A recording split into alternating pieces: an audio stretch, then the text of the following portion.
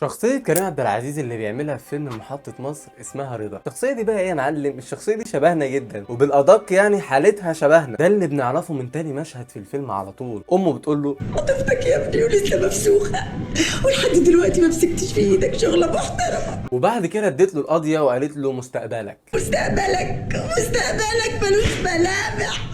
ملوش ملامح. ملوش ملامح. الشخصية دي مش بتفكرك بحد؟ اهلا يا صاحبي، انا محمد عادل. النهارده هنتكلم عن فيلم في محطة مصر. لما نويت اتكلم عن الفيلم ده كنت ناوي اتكلم عن الكوميديا اللي فيه. فيلم كوميدي ولذيذ وكلنا عارفينه، بس لما اتفرجت عليه ورجعته تاني لقيت لا، ده احنا عندنا دراما وعندنا كلام في السياسة شوية كده وعندنا كذا حاجة كبيرة. يعني الاسقاطات فيه كتيرة شوية، لا واسقاطات على حاجة تحزن. بس الحمد لله الفيلم بتاعنا كوميدي، حتى لو هيتكلم عن حاجة تحزن او صعبانيات هيعملها بطريقة كوميديه. حتى المشهد اللي كنت بقول لك عليه ان امه بتعيط وبتقول ان انت حياتك متدمره وكده، ده كان مشهد كوميدي اصلا. قبل ما يتكلم مع امه ده كان في المشهد الافتتاحي في الاول كان كوميدي برضه التتر كمان يا جماعه كان بيمهد لان الفيلم كله هيبقى كوميدي. كان عمال يجيب لنا الحاجات اللي في اوضه رضا، منها شريط العدويه، ايد ماسكه سجاره والسجاره مطفيه اصلا، فاهم؟ وبعد كده بيجيب لك صور بنات، بس صور بنات شكلها شرايط او مجلات لحاجه خالعه. بنشوف السجاره المطفيه تاني، وبعد كده بنشوف ان الكوميدينو عليه ولعات، وبنشوف بعد الولعات دي على طول شهاده تقدير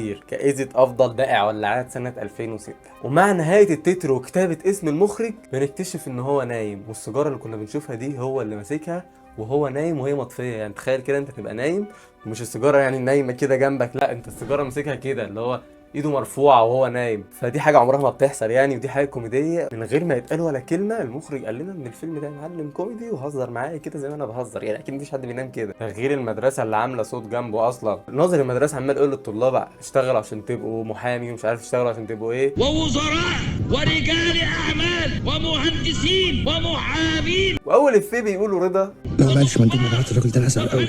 هو ده افيه، بس برضه هو هيزعل فعلا ان امه دي كل يوم بتقعد تعيط له، كل يوم حاجه تقعد تفكره قد ايه ان حياته دي تعيسه. فالراجل عايز يحس انه ليه قيمه. بعد كده خلاص هو مش عارف ينام وبيتخانق مع الناظر. بس هل هو اتخانق مع الناظر عشان صوت المايك عالي؟ لا. هل هو اتخانق مع الناظر عشان معاه مشكله معاه؟ لا برضه. قال لا، امال اتخانق مع الناظر ليه؟ رضا اتخانق مع الناظر اول لما سمعه بيقول سوف تتذكرون جيدا ان العلم هو الذي صنع مستقبلكم. ان هو اتضايق جدا اول لما سمع ان العلم هو اللي عمل مستقبلكم المشرق. هنا ساعتها بقى قال الكذب ده ما يتسكتش عليه ابدا. يعني هو لما قام اتخانق كان بيتخانق عشان الكذب. مش عايز الاطفال تبني امال على حاجه زي كده وفي الاخر يطلعوا يبقوا مندوب مبيعات زيه. ما هو اصل هو اكيد رضا ده اكيد كان في المدرسه دي، يعني مدرسه تحت بيتهم، اكيد هو كان بيدرس فيها. اعتقد ان هو في اللحظه دي كان اللي هو لا ستوب حبيبي، مفيش رضا تاني حبيبي، ما تطلعوش رضا تاني بليز. فهو اتعلم في المدرسه دي وهو صغير، والراجل دلوقتي بقى معاه بكالوريوس تجاره قد الدنيا، بس بيشتغل مندوب مبيعات بيبيع ولعات. ولما راح اشتكى للمدير بتاعه انه بيقول له انا ما خدتش بكالوريوس تجاره عشان ابيع ولعات، الراجل رد عليه وقال له ايه؟ يا دي التجاره اللي انت واكل دماغنا بيها، ما زمايلك اهو تجاره وحقوق واقتصاد.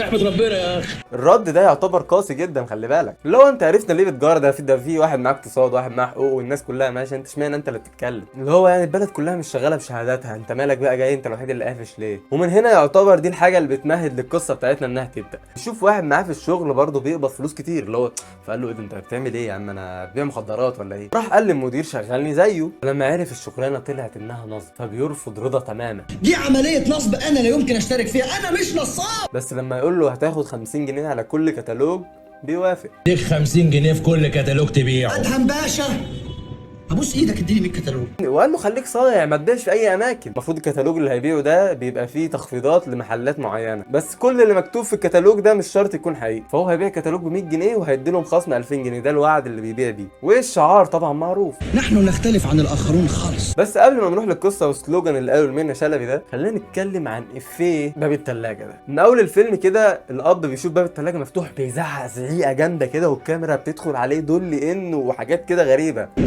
انا 100 مره اقول لكم اقفلوا باب الثلاجه كويس. عصبيه غريبه تخوف بضحك كده. وهيطلع ورا الافيه ده ان ابوه مش دافع بقيه الاقساط بتاعت الثلاجه ولا الغساله. فبيجي الراجل اللي هو مقسط منه ابوه ده يقول له انا مش عاجبني الحال المايل ده، انا عايز الاقساط بتاعت حاجتي. بس بيهرب بقى ابوه. بعد كده لما رضا بيساله يا يابا انت ليه عملت كده، ابوه يرد عليه بالمشاكل انه حاجة صعبة يا ابني والأسعار غالية مولعة. يا ابني صرفت عليك دم قلبي عشان تتخرج وتساعدني، لا أنت قادر تساعدني ولا حتى قادر تساعد نفسك. رضا بيتضايق وبيحزن، وبس بعدها على طول بيحصل افيه ولع في نفسي عشان تستريحوا. لا يابا ولا في التلاجة؟ افضل عناصر الفيلم اساسا ان هو بيهزر في حاجات محزنه جدا وان هو مش بيهزر لهزار وخلاص، الافيه بيضحك، انت بتضحك اللي هو ايه ده يا نهار ابيض. والراجل ده بيستمر في الهروب لدرجه ان هو بيتكلم مراته وهو ملثم كده وبتقول له جمله سوداويه كوميديه، لزوم ايه التلاجة؟ يعني من كتر اللحمة اللي عندنا. وانا اتكلمت عن الافيه ده لان ده الدافع بتاع رضا انه يبيع الكتالوجات عشان يلم فلوس الاقساط دي وابوه ما يتحبس او ما يتضربش كمان. وبيستمر رضا في بيع الكتالوجات دي لحد ما بيقابل منة شلبي ويقول لها صباح الفل يا ست الكل،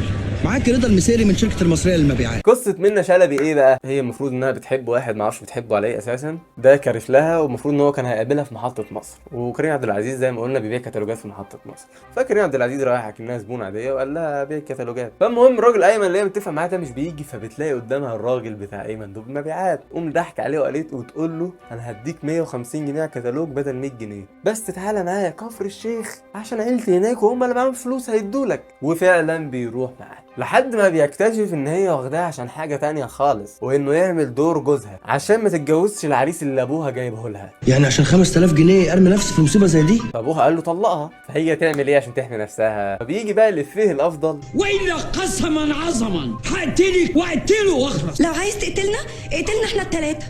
عم عبده ذنبه ايه بس يا ملك؟ احنا اللي غلطنا. وفي افيه تاني جامد اتقال في الفيلم ده بعيدا عن هذا المشهد ده، يعني لما كان ادوارد بيعيط وهو نازل من على السلم كده فراح سأله بكل تلقائيه مالك يا عمرو؟ لابس قط ليه يا ابني؟ ده افيه جامد قوي. وفي افيه تاني برضو، واي حد هيدوس لي على طرف في البيت ده هاخد مراتي وسوها وهمشي من هنا. هتيجي معايا. اهو دي الافيهات اللي انا بحبها العبثيه دي، شبه اللي اتكلمنا عليها في حلقه زكي شان. بعد المشهد ده كان ابوها لازم يوافق ان هو يقعد معاه لانه خلاص ده معاه عيل ومتجوزها خلاص. فبيطلع بقى الكوميديا من المفارقه وهم بياكلوا على الغدا، بيروح يعمل حاجه جامده كوميديه وسياسيا يعتبر، بيروح يسخن الفلاحين على لطفي لبيب ده اللي هو ابوها. بيقول لهم ايه؟ هما بقى مبهوات ازاي؟ مش من عراقكم وشقاكم؟ انتوا من هنا ورايح لازم ما تسكتوش، تطلبوا حقوقكم. فيك يا سعاده البيت كلمهن انت بقى. اهو ده عيبه بقى. عايزين حد يجيب لكم حقوقكم لحد عندكم. طبعا الكلام ده كله يعتبر سياسي جدا معمول بكوميديا حلوه. فالفلاحين استريحوا له وفتحوا قلبه ليه لدرجه ان هم راحوا على بيته تهجموا عليه ومعاهم نار في ايديهم. رضا كان واقف مع لطفي لبيب اللي هو العمده بتاعهم، وراح رضا باعهم بكل سهوله. كان رد فعل رضا، انا اساسا لازم اعرفها، انا ما قلتلهمش حاجه ما اعرفهمش. بس هو قال رد بيثبت ان الكلام ده كانش عن فلاحين بس، ده كان حاجه كده اسقاط سياسي شويه. لما قالت له انت جاي من اول يوم تعمل فتنه، راح رد عليها الرد بقى اللي انا بقول لك عليه ده. فلاحين اللي انت بعتهم بعد اول طلقة. الله، المهم ان هم عرفوا يطلبوا حقوقهم، المره دي جريوا المره الجايه هيقفوا. حاسس ان الجمله دي هي اللي بروزت المشهد وخليته فعلا يبان ان هو اسقاط على الفتره اللي كان ايام الفيلم نزل فيها. بس انا عمال اقول لك اسقاطات وبتاع حاجه زي كده ما بتبانش قوي في الفيلم، ان الفيلم كوميدي اساسا. يعني كريم عبد العزيز الكوميديا بتاعته جايه من طريقه كلامه التلقائيه من غير ما يقول افيهات، يعني حاجه زي كده مثلا يا عظمك يا رضا، يا ضلوعك يا رضا.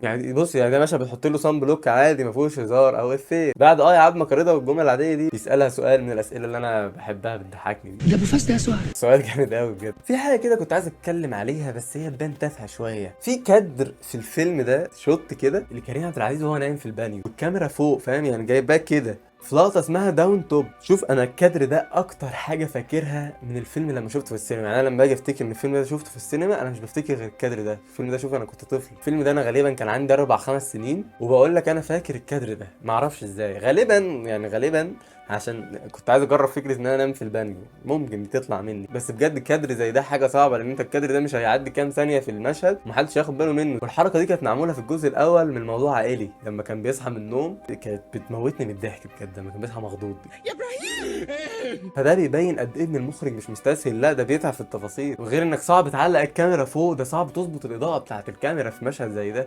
بس في سؤال رومانتيكي كده شويه، هل رضا كان بيحب ملك ولا لا؟ الحقيقه هو نفسه مش عارف اصلا، لدرجه ان هو كان قاعد في مشهد عمال يكلم نفسه يقول له انت هتعلق نفسك بيها ولا هي؟ اقعد قول لي بقى، عندك حق اللي عمال تقولها من الصبح دي وشايفك عمال تتسرسب وتتعلق ومش فاهم اي حاجه. بس في لقطه كوميديه كده بينت هو بيحبها ولا لا، لما حط في الاكل مخدرات، كلهم اكلوا مخدرات وبقوا كلهم بيقولوا الصراحه لبعض، كل واحد طلع اوحش ما عنده على السفره. فكريم عبد العزيز بيصمت كده وبيقول ده انتوا فيكوا العيب، لو انا اللي مستعر النقل، ده انتوا لسه بيعير.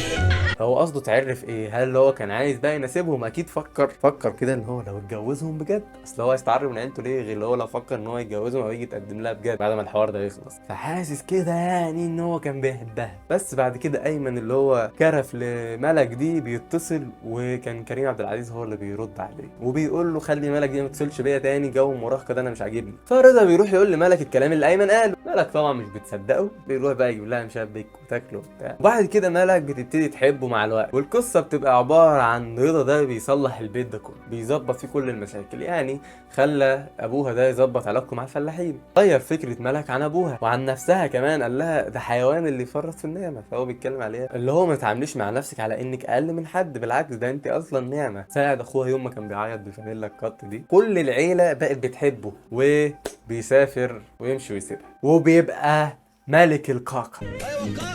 وبنلاقيه معلق شهادة تقدير تانية، بس المرة دي أحسن بائع كاكا. الحاجات الصغيرة دي هي اللي بتبين إن المخرج مهتم بالتفاصيل. وبترجع له وبتقول له إنها حكت لكل عيلتها عن كل حاجة، وإن هما لما عرفوا كده شجعوها إنها تروح تجيب رضا. وبينتهي الفيلم إن هما يتقابلوا في محطة مصر.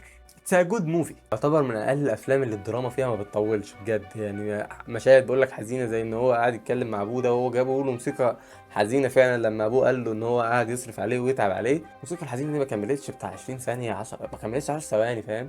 والموسيقى بتاعت الفيلم ده اصلا من عمرو اسماعيل اللي كان عامل موسيقى فيلم زكي شان برضه. انا بيج فان للموسيقار عمرو اسماعيل. المخرج بتاع الفيلم ده احمد نادر جلال، اللي عامل افلام جامده برضه منهم كده رضا وفاصل ونعود وحاجات جامده. واعتقد الحاجه اللي منجحها كريم عبد العزيز وبتخليها تصدر الشباك في اي وقت انه كلامه العادي من غير ما يقول افيهات بيضحك. اعتقد دي هي الحاجه اللي مميزاه ان هو بيعمل اي فيلم دلوقتي بينجح. دي يعني تصنفها كاريزما ولا حاجه. بس يا صاحبي كده الفيديو خلص. اي حد بيحب الشاي يعمل لايك وكومنت وسبسكرايب، واكتب لي في الكومنت ايه الفيلم اللي انت عايز نتكلم عليه المره الجايه، وايه اكتر حاجه بتحبها في فيلم محطه مصر. سلام عليكم.